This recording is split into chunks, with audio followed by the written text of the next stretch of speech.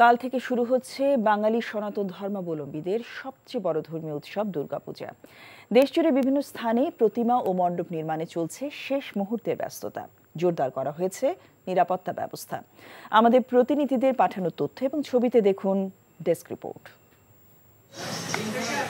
সাতক্ষীরায় প্রতিমা শিল্পীরা তাদের হাতের নান্দনিক ছোঁয়ায় তৈরি করছেন দেবী দুর্গা সহ অন্য দেবদেবীর প্রতিমা, আর সেই প্রতিমা স্থাপন করা হচ্ছে বিভিন্ন মন্দির ও মণ্ডপে। এবার জেলার 7 উপজেলায় 562টি মণ্ডপে দুর্গাপূজা অনুষ্ঠিত হচ্ছে।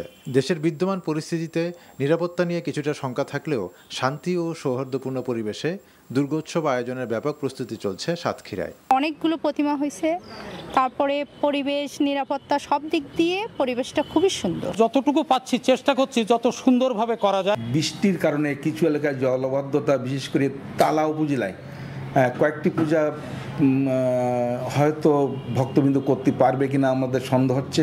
তারপরও যেগুলো হচ্ছে আমরা খুব ভালোভাবে করছি। পূজাকে ঘিরে বিশেষ নিরাপত্তা ব্যবস্থা নেওয়া হয়েছে বলে জানান জেলার পুলিশ সুপার। নিরাপত্তার কোনো শঙ্কা এখানে নেই। রাষ্ট্রীয় পর্যায় থেকে শুরু করে সর্বোচ্চ পর্যায়ে সমস্ত জায়গায় গোয়েন্দা পুলিশ হিসেবে আমরা খবরদারি করছি। মানিকগঞ্জে প্রতিমা তৈরির শিল্পীরা রাতভর সাজিয়েছেন দুর্গার প্রতিমা সহ মন্দির। এবারের পূজায় অন্যবারের চেয়ে কম প্রতিমা তৈরি করা হয়েছে মানিকগঞ্জে। জেলা পুলিশ সুপারের তথ্য অনুসারে এবার মানিকগঞ্জে 513টি মন্দিরে দুর্গাপূজার আয়োজন করা হয়েছে, যার মধ্যে 122টি অতি গুরুত্বপূর্ণ। নিরাপত্তায় দায়িত্ব দেওয়া হয়েছে পুলিশের 3 সার্কেল অফিসারকে। আমাদের অপ্রীতিকর কোনো ঘটনা এ পর্যন্ত ঘটেনি, আগামীতে ঘটবে না।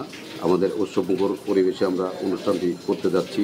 অন্যদিকে পাহাড়ে সম্প্রতি পাহাড়ি বাঙালি সংঘাতের কারণে রাঙ্গামাটির ত্রিপুরা জনগোষ্ঠী অধ্যুষিত পল্লীতে রয়েছে আতঙ্ক। তবে সেই আতঙ্ক কাটিয়ে প্রশাসনের নিরাপত্তার আশ্বাসে সনাতন ধর্মাবলম্বীরা সাড়ম্বরে প্রস্তুতি নিচ্ছেন পূজা আয়োজনের। আহমেদ শরীফ, এনটিভি নিউজ ডেস্ক।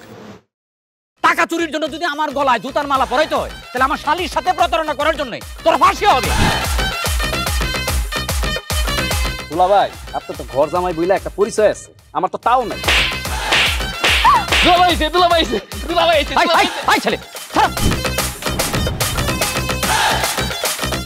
রাজনৈতিক ফ্যামিলির মেয়ে হয়ে ওই কাজ করবে। যারে পাবো আরে পিটাবো। রক্তের নেশায় ধরতে, রক্তের নেশায়, কাঁচা রক্তের নেশায় ধরতে।